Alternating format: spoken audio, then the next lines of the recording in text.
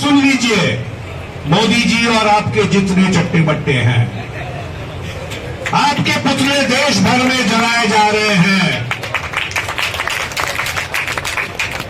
और जिस रास्ते पे आप चल रहे हैं, आप और थोड़ी देर चलते रहिए तो आपके सरकार भी चलेगी, आप भी चलेंगे, आपको देश से हम बाहर निकाल के फेंक देंगे।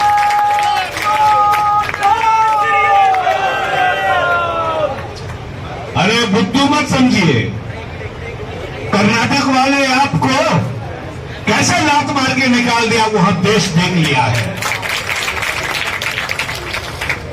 आप झूठ झूठ बोल रहे थे ना, बजरंगबली की नाम लेकर दबा दो। अरे बजरंगबली ने आपको कर्नाटक से निकाल के बाहर फेंक दिया। आपको इस देश में और कोई सुनने वाला नहीं बचा है। आपको जापान जाके झूठ मूठ की मीडिया से कवरेज लेके बोलना पड़ रहा है कि दुनिया आपको चाहता है। अरे इस देश के नहीं बन पाए, अब दुनिया के बनने निकल गए हैं। और वो जापान की मीटिंग जो 7 देशों की मीटिंग है, जहां उनकी कोई न्योता नहीं था, उन 7 देशों में हम नहीं है। वो मांग के पूछ के वहां जाके पहुंचे कि कुछ फोटो खींच जाए, आपका तस्वीर हम बनाएंगे और देश के सामने पेश करेंगे कि आप बेटियों का, बहनों का क्या बेइज्जती करते हैं और कितने आप उनको जलील करते हैं, सारा देश देखेगा। ये मत भूलिए, उनका जो मंत्री है ना, जो सबको गोली मारने की बात करता है, वो 1 नंबर का बिच्छू बदमाश। जनवरी में हमारे बहनों को, बेटियों को ये समझा बुझा के वापस कर दिया कि हम न्याय करेंगे। अब इन्हें यहां बैठा के एफआईआर तक लिखने नहीं दिया। ये हमारा सौभाग्य है कि सुप्रीम कोर्ट जब केस लिया तो डर के मारे भागे भागे दिल्ली पुलिस की एफआईआर करना पड़ा, लेकिन कार्रवाई नहीं हो रही है। वो बदमाश को आज तक पुलिस पकड़ के पूछताछ नहीं कर रहे। हम बृजभूषण को सलाखों के पीछे करवाएंगे और उनके सिर्फ जितने समझ तक है, सबको हम सबक सिखाएंगे कि सबसे पहले इस देश में महिलाओं का इज्जत होगा, फिर बाकी बात करेंगे, फिर सरकारों की बात करेंगे, फिर वोटों की बात करेंगे। यही हमारा परंपरा है। यही आप नहीं जानते हैं।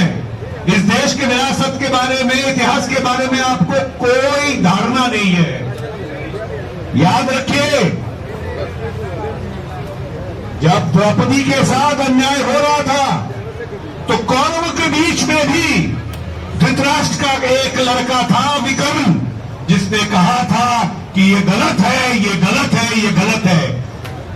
दुख करता हूं मैं बीजेपी पार्टी में जितने इतने महिला नेत्री है, इतने सांसद है, बंगाल में मैंने नाम लेके उनकी एमपीज के नाम लेके बोला, एक महिला भी महिलाओं के पक्ष में एक बयान नहीं दिया, आके खड़ा नहीं हुआ, मिला नहीं। तो आखिरी बात सुन लीजिए मोदी जी, नवंबर 2021 में आपने कहा था ना तपस्या में कुछ कमी रह गया। अब इस कांड के बाद समझ में आ रहा है आपको तपस्या करना आता ही नहीं है। तो ये देश, जब तक आप प्रधानमंत्री के कुर्सी में बैठे हैं, आपको हम देश सेवा, जनता सेवा, तपस्या करना सिखाएंगे और इस आंदोलन से आप दोबारा हार के, सर झुका के देश के सामने माफी मांगेंगे। आपसे भी हम माफी मंगवाएंगे।